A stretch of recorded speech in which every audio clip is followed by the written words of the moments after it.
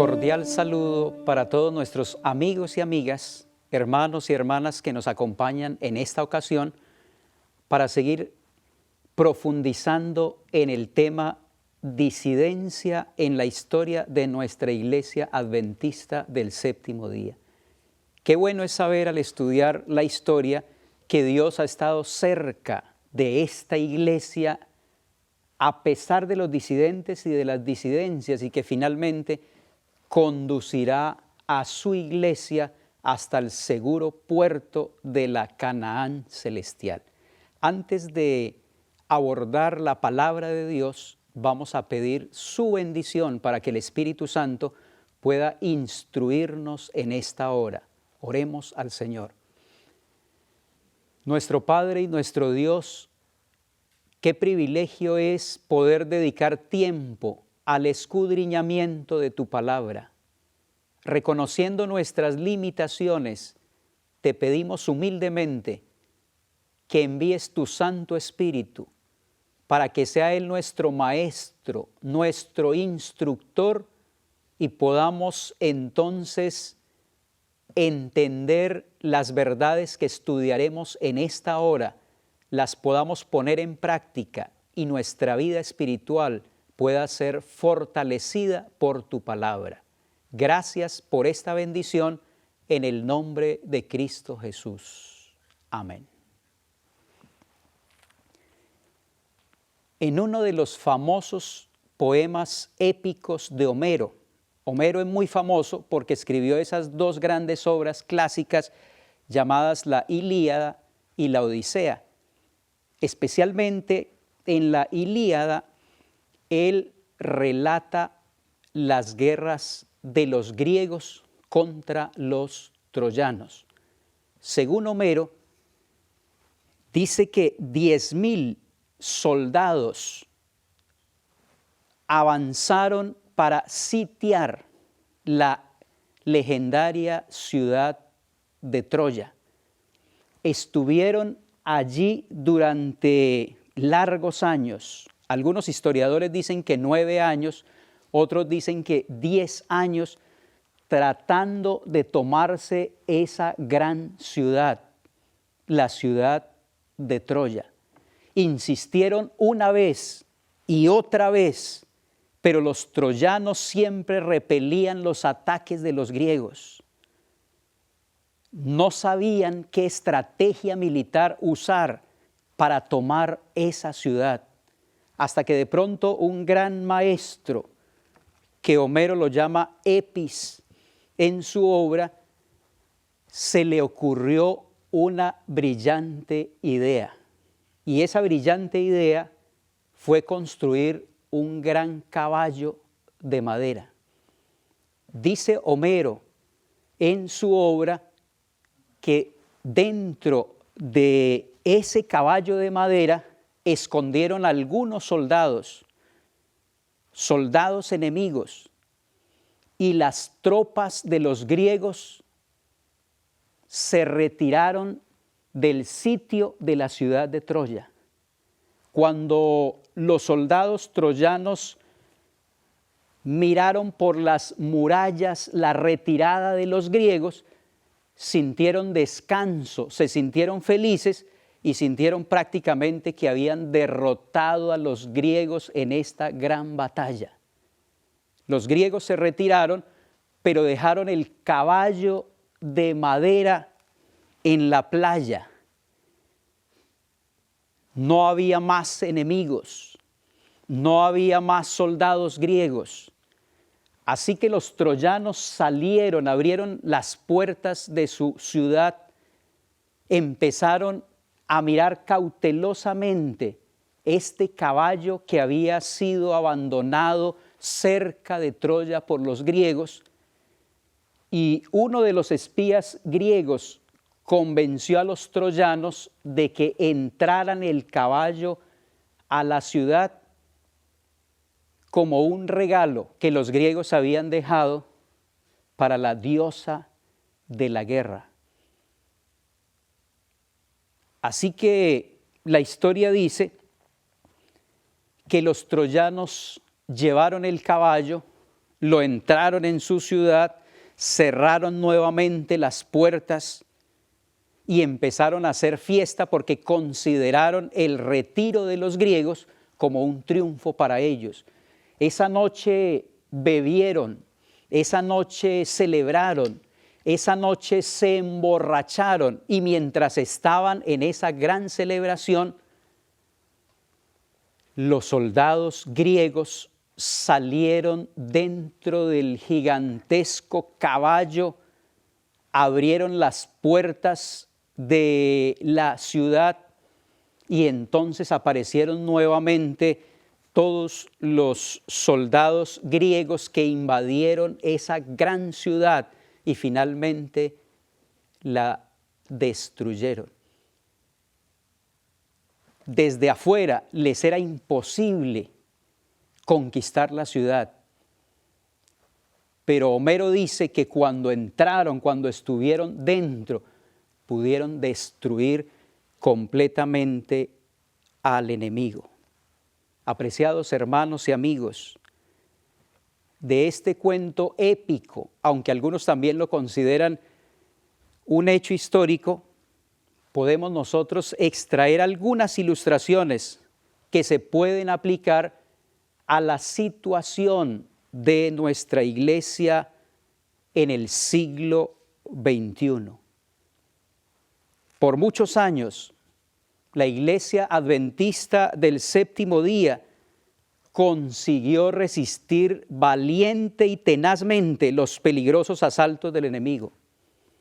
Las murallas de la Santa Ciudad se mantuvieron inexpugnables, pero en su determinación de conquistar la ciudad de Dios, el diablo, Satanás, ha redoblado sus esfuerzos para desestabilizar la iglesia del Señor y tratar finalmente de destruirla.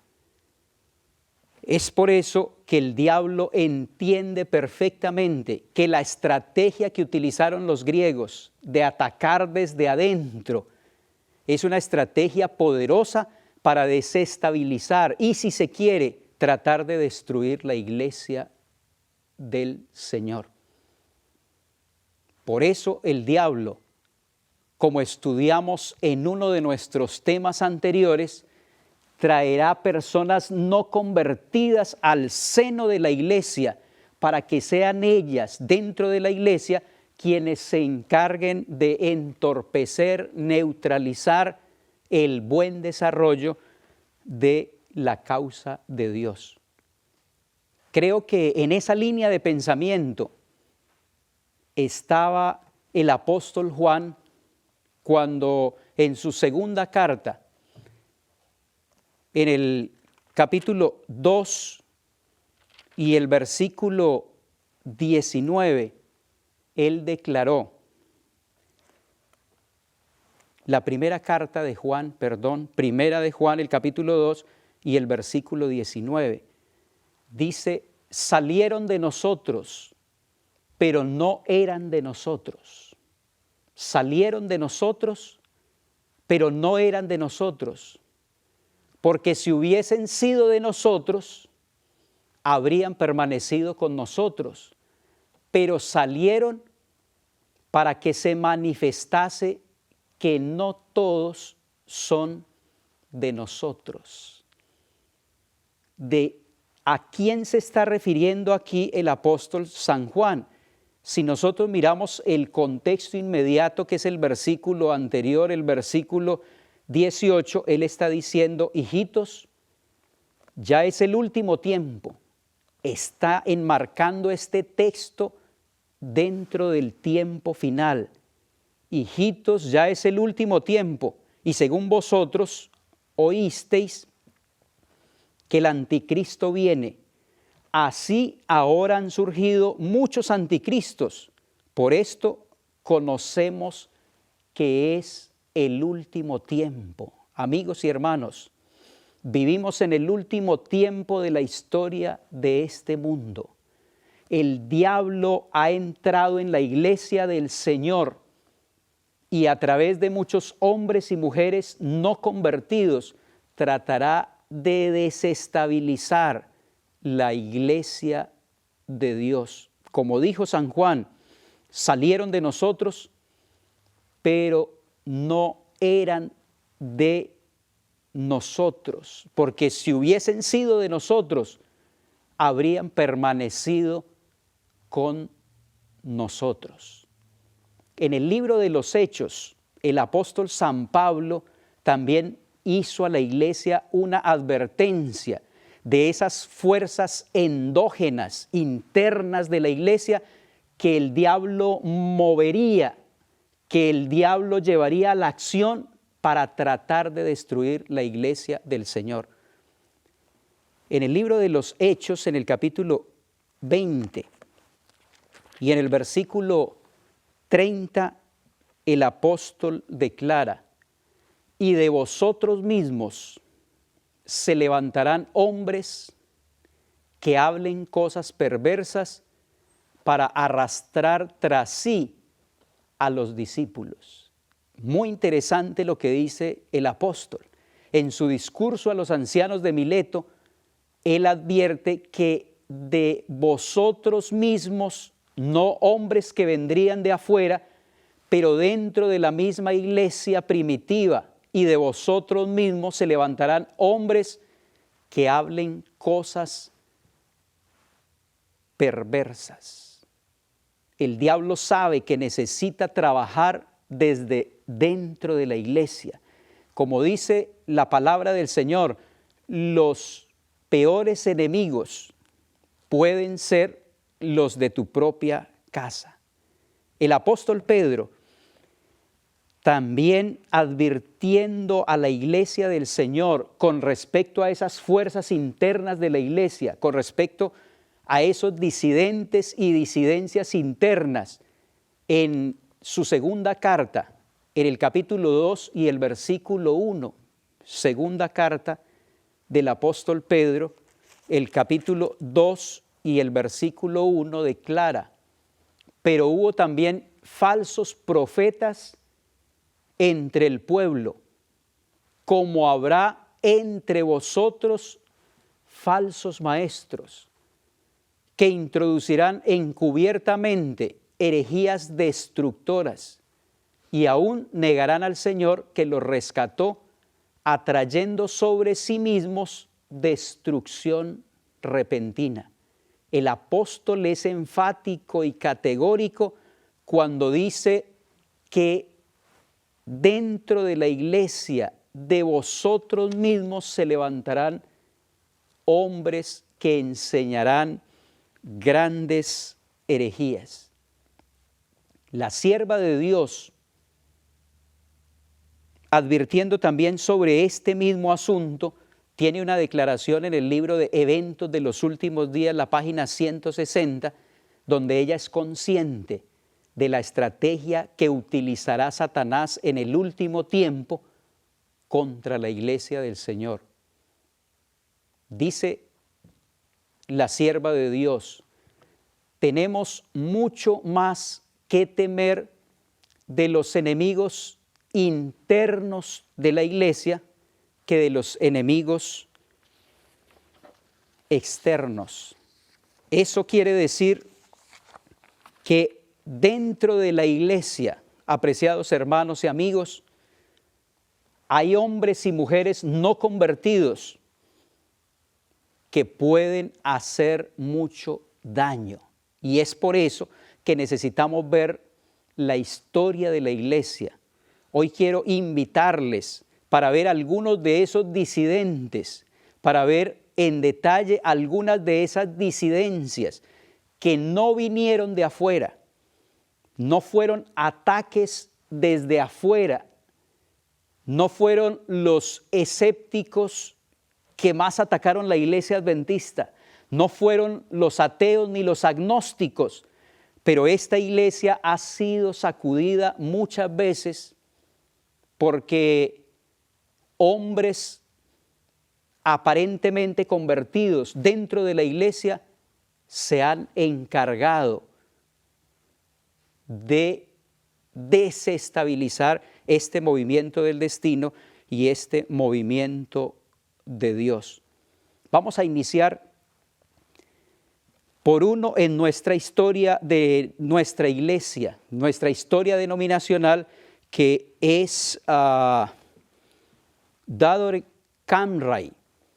Este hombre, que vivió más o menos desde el año 1840 al año 1919, fue Camray un gran evangelista de nuestra iglesia. Fue también un destacado escritor y durante 2 años este hombre formó parte de la Junta de la Asociación General. Pero fue este hombre también, aunque pertenecía a la Iglesia del Señor, uno de los primeros en poner en tela de juicio las visiones de Elena G. de White, llegando a la conclusión de que las visiones de Elena G. de White eran meras invenciones de su mente y de su cabeza, que no tenían nada de inspiración. Fue uno de los primeros en atacar el espíritu de profecía. Y a lo largo de la historia, hasta nuestros días, este es un problema que tenemos en el seno de la Iglesia Adventista del Séptimo Día. Hombres y mujeres, líderes de nuestra iglesia, que muestran un gran escepticismo y muchas dudas con respecto al don de profecía. Este líder de la iglesia, el pastor Camray, no solamente puso en duda el espíritu de profecía, pero también atacó fuertemente la posición de la iglesia con respecto a Apocalipsis, el capítulo 13, donde la revelación nos enseña el papel protagónico de los Estados Unidos de Norteamérica en el desenlace de la historia final de este mundo. Camray no creía que Estados Unidos jugaría un papel protagónico en el tiempo final de la historia, que no sería el instrumento que daría el poder nuevamente al papado para que se pisoteen nuevamente las conciencias del pueblo de Dios. Este hombre, Camray, escribió un libro que hasta hoy los disidentes lo utilizan como un caballo de batalla contra la Iglesia Adventista del Séptimo Día. Lo tituló Mi renuncia al adventismo. Un libro de aproximadamente 416 páginas. Y de esas 416 páginas que escribió este hombre, la mayoría de esas páginas las utiliza para tratar de menoscabar esa gran verdad del cuarto mandamiento. Atacó fuertemente el sábado como un mandamiento vigente para el mundo cristiano. Y utilizó Camray en ese libro, Mi renuncia al adventismo, los argumentos que hasta hoy se usan para atacar la gran verdad del sábado. Camray decía, por ejemplo, que el sábado era una institución judía, pero nosotros sabemos, al estudiar y al escudriñar las Sagradas Escrituras, que aunque los judíos guardaban el sábado más que una institución judía, es una institución divina porque fue establecido por Dios. En el libro de Génesis, en el capítulo 2, los versículos 1 al 3, cuando el Señor dio a nuestros primeros padres el sábado y lo bendijo y lo santificó, todavía no existía el pueblo judío. Así que Camray no tenía razón cuando declaraba que el sábado podría ser pisoteado y abolido porque era una institución solamente para los judíos. Pero la palabra del Señor nos dice que no es una institución judía el sábado, pero es una institución divina establecida por Dios para los seres humanos a lo largo de la historia. Por eso Jesucristo declaró también que el sábado fue hecho por causa del hombre y no el hombre por causa del sábado.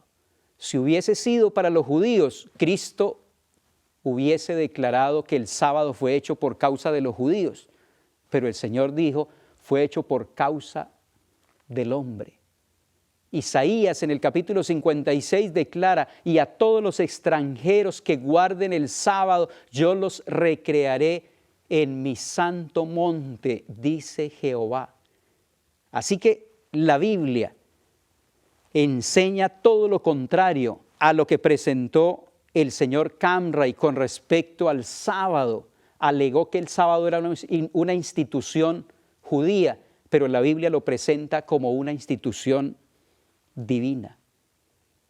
Se alegó también que el sábado era un día común y corriente, era un día después de 6, no necesariamente el séptimo día, no necesariamente el sábado del cuarto mandamiento, el sábado semanal, pero la Biblia dice que el sábado es un día diferente a todos los demás. Génesis, el capítulo 1, dice que cuando Dios terminó su creación, lo bendijo y lo santificó. Pero ¿qué dijo Dios del primer día? Dijo que era bueno, y vio Dios todo lo que había hecho, y he aquí que era bueno en gran manera. Y fue la tarde y la mañana del primer día. Y vio Dios todo lo que había hecho, y he aquí que era bueno en gran manera, y fue la tarde y la mañana del segundo día. Y así sucesivamente con todos los días, pero el sábado el Señor no solamente dijo que era bueno, sino que el Señor lo bendijo y lo santificó. Por esa razón el sábado no es un día común y corriente. En él el Señor reposó, número 1. En él el Señor colocó una bendición especial, número 2. Y número 3, la Biblia dice que el Señor lo santificó. Así que el sábado, apreciados hermanos y amigos, como lo propuso este hombre, aún del seno de nuestra iglesia, atacando la verdad del sábado, ese fundamento de la ley de Dios, no quedó abolido como propuso él también en su libro, que el sábado fue abolido en la cruz. La Biblia enseña claramente, es verdad que los sábados ceremoniales fueron abolidos, pero el sábado del cuarto mandamiento, Jesús fue muy específico cuando declaró ni una jota, ni una tilde. San Mateo 5:17 perecerá de la ley. Y será que de mes en mes, dijo también el profeta Isaías, y de sábado en sábado vendrán todos a adorar delante de mí, dijo Jehová. En el año 1919, con las sombras de la muerte en la vida de este hombre llamado Dadore Camray, este hombre tuvo una conversación con su hermano, dice la historia, su hermano Jasper, y él declaró: hermano Jasper, permanece en el mensaje de la verdad. Yo lo abandoné y ahora sé que estoy muriendo como un hombre perdido, haciendo una recomendación a su hermano. Camray ha muerto. La iglesia de Dios permanece firme, cumpliendo la misión que Dios le ha encomendado. Hay un segundo hombre que empezó a traer nuevos errores a la iglesia adventista del séptimo día. También Albion Wallinger fue un ministro adventista del séptimo día durante la última parte del siglo XIX y la primera parte del siglo XX. Este hombre, alrededor del año 1900, fue llamado para trabajar en la iglesia de las Islas Británicas y se convirtió por un tiempo en el director de la misión de Irlanda. Es decir, fue un líder de la Iglesia Adventista del Séptimo Día. En el año 1905, el pastor Ballenger trajo varios errores, empezó a predicar varias herejías y empezó a crear un mal espíritu, un mal ambiente dentro de la Iglesia Adventista del Séptimo Día. El pastor Ballenger empezó a enseñar que la expiación de Cristo había terminado en la cruz. Si Cristo terminó la expiación en la cruz, no habría una segunda fase de expiación en el santuario celestial. Como consecuencia, no habría un juicio investigador. Por supuesto que nosotros los adventistas creemos, como dice el Evangelio, cuando Cristo murió en la cruz, dijo, consumado es. Y hablamos de una expiación consumada. Los adventistas del séptimo día no podemos restarle absolutamente nada al sacrificio realizado por Cristo en la cruz del Calvario en nuestro favor. Ese sacrificio vicario, ese sacrificio expiatorio, no se le puede restar absolutamente nada. Fue completo en su primera fase. Pero cuando Cristo ascendió en el año 31 al reino de los cielos, fue para aplicar sus méritos para todos aquellos que lo aceptemos, como estaba tipificado en el servicio del santuario terrenal. Apreciados hermanos y amigos, preguntamos, cuando el Cordero moría en el santuario terrenal, cuando era degollado por el oferente, ¿la expiación había sido consumada? Si la expiación era consumada cuando el Cordero moría, ¿por qué había necesidad de un día de expiación, el 10 del séptimo mes? El santuario que tipificaba la obra de nuestro Señor Jesucristo, no solamente en esta tierra como el Cordero de Dios, pero en el cielo como nuestro sumo sacerdote, nos enseña que había un servicio diario, pero también un servicio anual. Y en esta tierra se consumó el servicio diario con la muerte del Cordero en la cruz del Calvario, pero en el cielo se realiza el servicio anual, el juicio investigador, como dice el profeta Daniel. El juez se sentó y los libros fueron abiertos. El pastor Ballenger no creía, como consecuencia de esta idea, en un juicio investigador. Él no creía que el juicio que se hiciese en el cielo o el juicio del que habla la Biblia tuviese algo que ver con los santos. Es decir, los santos no serán juzgados, cuando la Biblia es categórica al decir que todos, sin excepción, es necesario que todos comparezcamos ante el tribunal ¿de quién? Ante el tribunal de Cristo. La sierva del Señor tuvo que corregir el pensamiento del pastor Ballenger, que atacaba a la iglesia desde el mismo seno. Y ella declaró, estoy obligada a decir en el nombre del Señor que el hermano Ballenger está siguiendo una falsa luz. El Señor no le ha dado el mensaje que Él está dando en relación al servicio del santuario. Los primeros años o los años tempranos, el volumen 5, la página 412.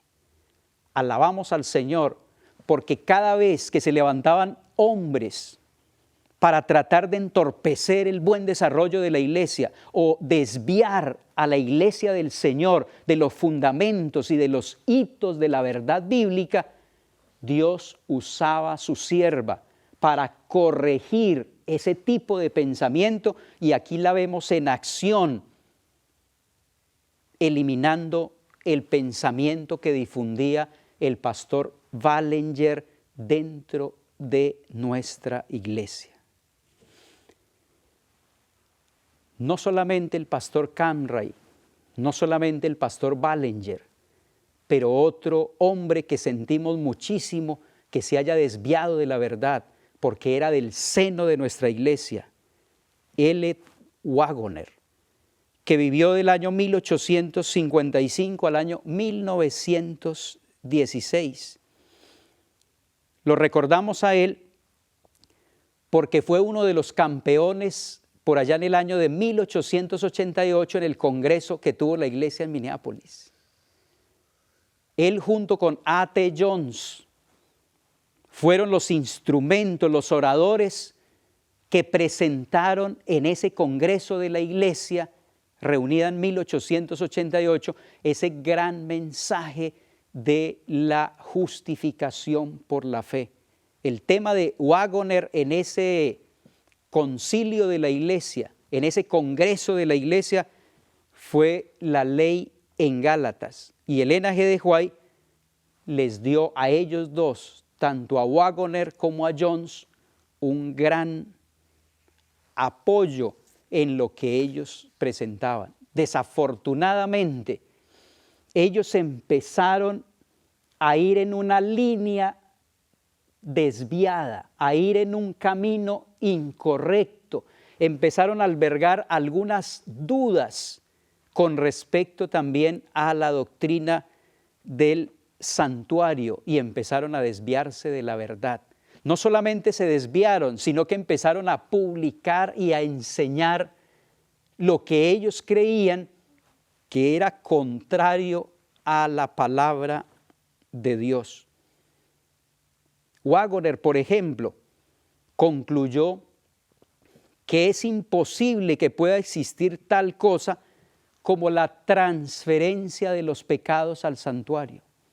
Esa es una verdad fundamental, amigos y hermanos, cuando nosotros estudiamos la doctrina del santuario. La doctrina del santuario nos enseña que los pecados pueden ser transferidos. Esa idea, ese concepto que es bíblico, no podía ser aceptado por el hermano Waggoner. En el santuario se nos enseñó tipológicamente que cuando un israelita pecaba, debía transferir su pecado al Cordero. Por eso colocaba las manos sobre él y confesaba sus pecados a Dios. Pero cuando el Cordero moría, el pecado quedaba en la sangre, porque la vida del animal en la sangre está, dice Levítico 17:11. Y la sangre era tomada y llevada al santuario. En conclusión, el pecado había sido transferido del israelita al cordero. El cordero murió, pero el pecado quedó en la sangre. Y la sangre era llevada al santuario, entonces el santuario era contaminado.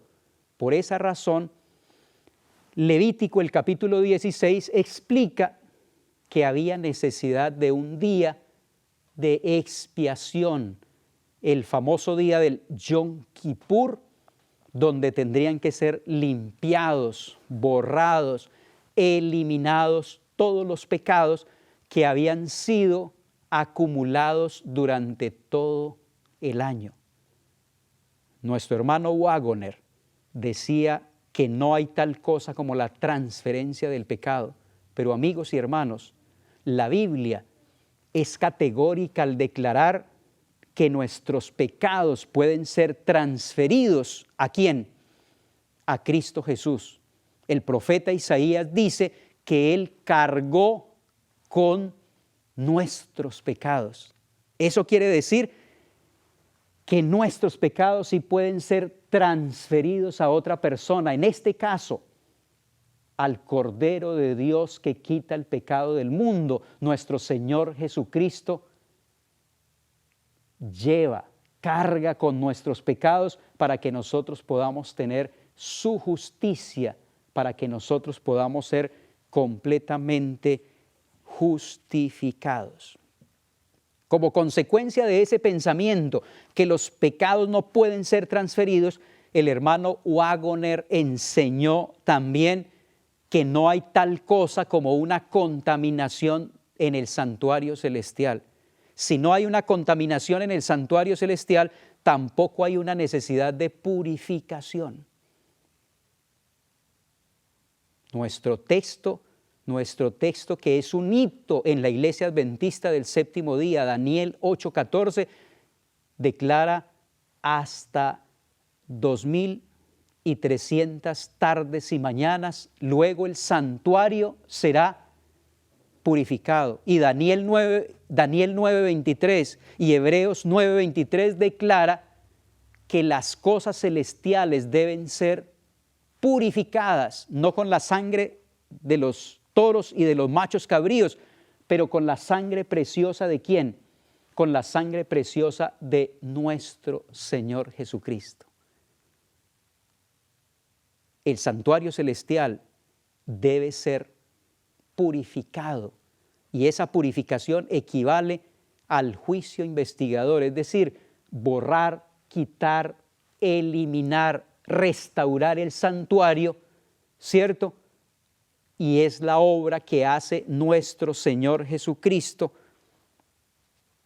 en el reino de los cielos, específicamente en este momento, en el lugar santísimo.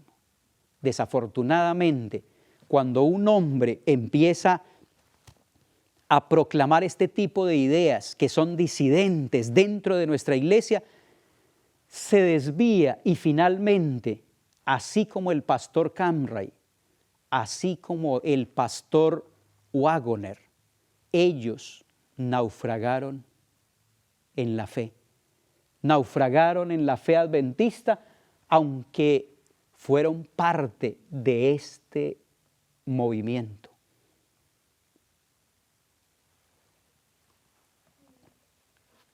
Apareció otro hombre en el seno de nuestra iglesia, un buen dirigente. Empezó a escribir, tenía la capacidad de escribir muchísimo. El hermano W. Stanton, por allá en el año 1893, empezó a publicar un folleto que se hizo muy famoso, se llamaba El Fuerte Pregón. Pero en ese folleto llamado El Fuerte Pregón empezó a diseminar muchas herejías dentro de la iglesia de Dios. Y la sierva del Señor le tocó estar muy activa en este caso, porque escribió muchísimo contra el hermano Stanton, para tratar de corregir su pensamiento, para tratar de corregir sus ideas disidentes que atacaban fuertemente la Biblia, el espíritu de profecía, la revelación de Dios. Mire, por ejemplo, lo que dice Testimonios para los Ministros en la página 41. La sierva del Señor escribió: cuando se levanta alguien de entre nosotros o de afuera que siente la preocupación de proclamar un mensaje que declara que el pueblo de Dios se cuenta con Babilonia y asevera que el fuerte pregón es un llamado a salir de ella, podéis saber que no proclama el mensaje de verdad. No le recibáis ni le digáis bienvenido, porque Dios no habló por él, ni le dio mensaje alguno, sino que él corrió antes de ser enviado. El mensaje contenido en el folleto titulado El Fuerte Clamor es un engaño. El hermano Stanton, un adventista del séptimo día, del seno de nuestra iglesia, un buen dirigente, empezó a proclamar que la iglesia adventista del séptimo día es Babilonia y como consecuencia deberíamos salir de ella, aplicando mal, haciendo una mala hermenéutica, una mala interpretación de Apocalipsis capítulo 18, el versículo 4 que dice, salid de ella, pueblo mío, pero en el contexto de la Iglesia universal, no en el contexto de la Iglesia adventista del séptimo día. Cuando alguien se levante diciendo que la Iglesia adventista del séptimo día es Babilonia y que como consecuencia debemos salir de ella, esa persona ha sido engañada por Satanás. Lo reitera la sierva de Dios en el libro Testimonios para los Ministros, la página 42. Ella declara, el pretender que la Iglesia adventista del séptimo día es Babilonia es tener la misma pretensión que Satanás, que es un acusador de los hermanos, que los acusa delante de Dios día y noche. Muchos hermanos disidentes se han levantado para señalar la Iglesia adventista como Babilonia e invitar a muchos de sus miembros a salir de ella. Pero Elena G. de White, bajo la revelación del Espíritu de Dios, fue enfática al declarar que ese mensaje no es un mensaje verdadero, pero es un mensaje de Satanás. Quien pretenda que la Iglesia adventista es Babilonia ha sido engañado por el diablo. Dios, apreciados hermanos y amigos, tiene una iglesia, un pueblo escogido, y si todos pudieran ver, dice Elena G. de White, como yo he visto cuán estrechamente Cristo se identifica con la iglesia, no se oiría un mensaje tal como el que acusa a la iglesia de ser Babilonia. Dice Testimonios para los Ministros, la página 20. Dios tiene una iglesia y un pueblo escogido.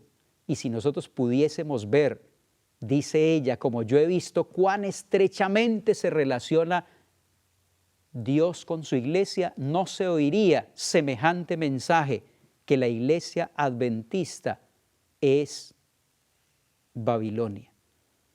Para que no quede ninguna duda de quién realmente es Babilonia, Elena G. de White, la sierva de Dios, identificó a Babilonia. Todas las veces que Elena G. de White se refirió a Babilonia, no se estaba refiriendo a la iglesia adventista del séptimo día. Veamos a quién se estaba refiriendo ella cuando hablaba de la iglesia de Babilonia. En el libro Testimonios para los Ministros, la página 61, ella identifica claramente a Babilonia. Escuchen, apreciados hermanos y amigos, lo que dice esta declaración. No hemos de pensar que los escogidos de Dios que están tratando de andar en la luz constituyen Babilonia. Las iglesias caídas son Babilonia. ¿Las iglesias qué? Las iglesias caídas, dice, son Babilonia, y ahora las va a identificar. Babilonia ha estado fomentando doctrinas venenosas. El vino del error. Este vino del error se compone de falsas doctrinas, como la doctrina de la inmortalidad natural del alma, el tormento eterno de los impíos y la defensa y exaltación del primer día de la semana sobre el día santificado por Dios. Aquí tenemos a la sierva del Señor identificando claramente quién es la iglesia de Babilonia. Cuando ella se refiere a Babilonia, se está refiriendo a esta iglesia que enseña la inmortalidad natural del alma y que defiende el primer día de la semana, quitando el séptimo día establecido por Dios en su palabra. No podemos hacer una mala hermenéutica, no podemos hacer una mala interpretación y pretender que cuando Elena G. de White habla de Babilonia, está hablando de la iglesia adventista del séptimo día, porque ella ha identificado claramente a Babilonia. Babilonia son las iglesias caídas, dice ella, y esas iglesias caídas, para identificarlas, enseñan la inmortalidad natural del alma y también el primer día como el día de reposo, que es un falso día. Preguntamos a nuestros hermanos disidentes, ¿la iglesia adventista del séptimo día enseña la inmortalidad natural del alma? Por supuesto que no. Preguntamos a nuestros hermanos disidentes, ¿la iglesia adventista del séptimo día enseña que el primer día de la semana es el día del Señor? Por supuesto que no. Por esa razón, la sierva de Dios fue enfática al declarar que cualquiera que señale a la iglesia adventista del séptimo día como Babilonia ha sido engañado por Satanás. El hermano Stanton no solamente enseñaba que la iglesia adventista es Babilonia, pero también empezó a enseñar que no había necesidad de devolver a la iglesia, devolverle al Señor, de traer al alfolí y a la tesorería, como dice Malaquías, los diezmos que le corresponden a Dios. Por eso la sierva del Señor tuvo que actuar para corregir la idea del hermano Stanton. Y si hoy, apreciados amigos y hermanos, hay alguien que piensa que no debe traer los diezmos a la tesorería del Señor, pues la sierva de Dios en el libro Testimonios para los Ministros, en la página 60, nos hace esta recomendación. Entiendo que usted proclama también que no debemos devolver el diezmo. Hermano mío, quite sus zapatos de sus pies, porque el lugar donde usted está es tierra santa. El Señor ha hablado con respecto a la devolución de los diezmos. Él ha dicho, traed todos los diezmos al alfolí y haya alimento en mi casa. Y probadme ahora en esto, dice Jehová de los ejércitos, si no os abriré las ventanas de los cielos y derramaré sobre vosotros bendición hasta que sobreabunde. Pero al paso que el Señor pronuncia una bendición sobre aquellos que traen sus diezmos, pronuncia una maldición sobre aquellos que lo retienen. A través del profeta Malaquías, el Señor dijo, malditos sois con maldición, porque vosotros, toda la nación, me habéis robado. Y ellos preguntaron, Señor, ¿y en qué te hemos robado? Y el Señor dijo, mis diezmos y mis ofrendas. Muchos movimientos disidentes enseñan que los diezmos no deben ser colocados en la tesorería, pero Dios ha sido claro a través del profeta Malaquías.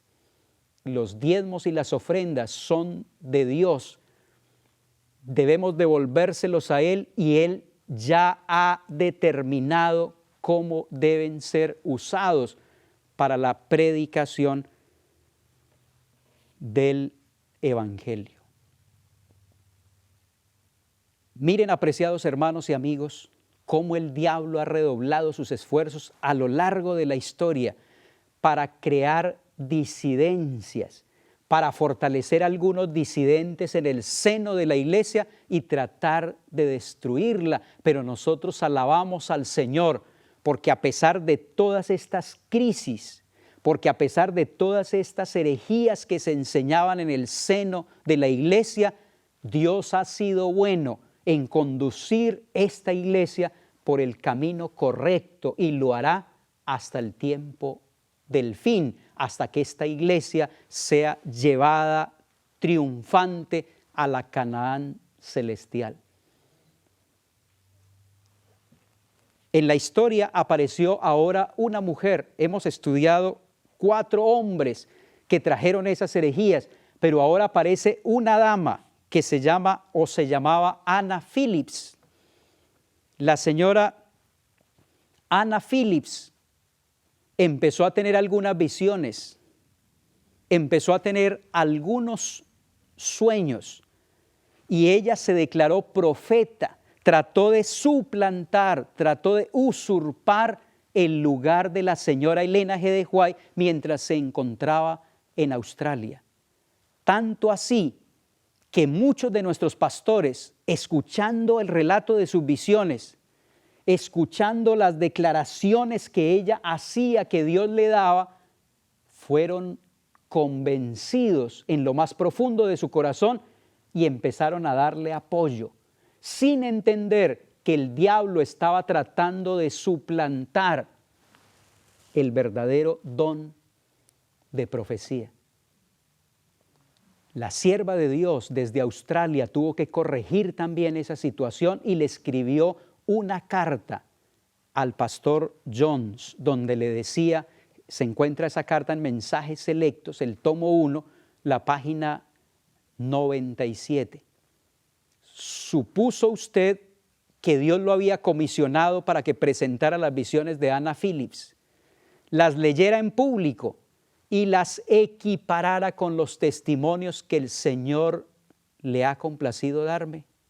No, el Señor no le ha confiado este cometido, no le ha encargado realizar esta obra.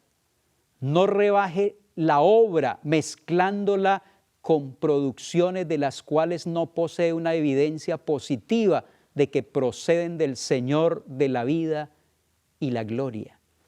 Hermanos y amigos, una suplantación, el diablo a lo largo de la historia, desde que se originó este movimiento profético, ha tratado de suplantar y falsificar el espíritu de profecía. Él entiende lo que dice la palabra de Dios. Un pueblo sin profecía se desenfrena. Un pueblo sin profecía será disipado. Un pueblo sin profecía se desorienta.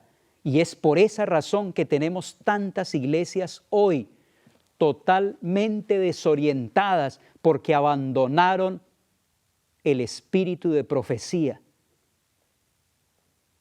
Dios desea que nosotros acudamos a la revelación de Jesucristo y cada día permitamos la orientación. Si hay algo que ha beneficiado a este movimiento, a esta iglesia, es la dirección de la palabra de Dios, la dirección de Dios a través del espíritu de la profecía. Y finalmente, apreciados amigos y hermanos, dentro de los movimientos disidentes se ha levantado un grupo que proclama que en el último tiempo, en el tiempo del fin, la Iglesia Adventista del Séptimo Día se fragmentará en pequeños átomos independientes. Será una iglesia totalmente dividida, totalmente fragmentada. ¿Será eso cierto? ¿Qué dice la palabra del Señor? Lo que nosotros entendemos desde el Génesis hasta el Apocalipsis es que Dios siempre ha trabajado con una iglesia organizada, con una iglesia que trabaja en armonía, no que trabaja un hombre por aquí y otro hombre por allá independientemente, pero Dios tiene una iglesia, Dios tiene una congregación que es el instrumento de Él para predicar el evangelio al mundo entero.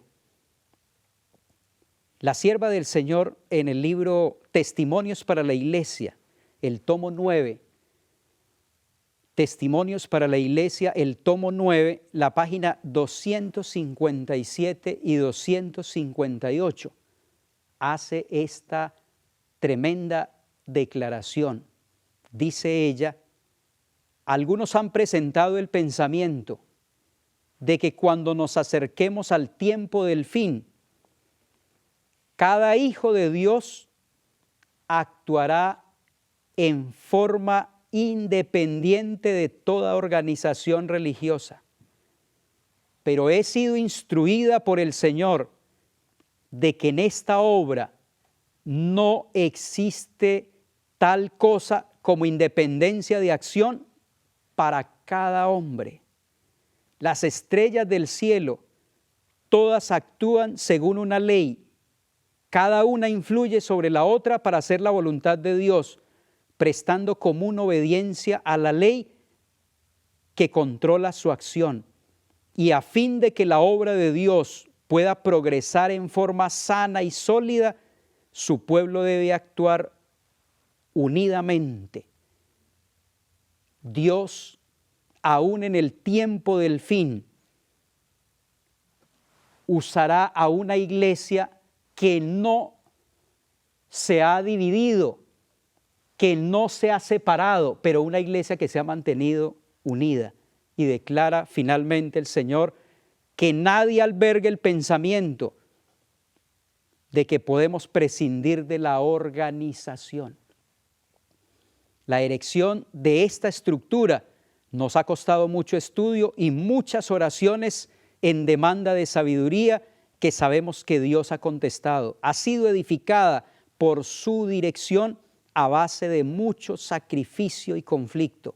Que ninguno de nuestros hermanos esté tan engañado como para intentar derribarla, porque así crearíais una situación en la que ni siquiera soñáis. Que nadie albergue el pensamiento de que podemos prescindir de la organización.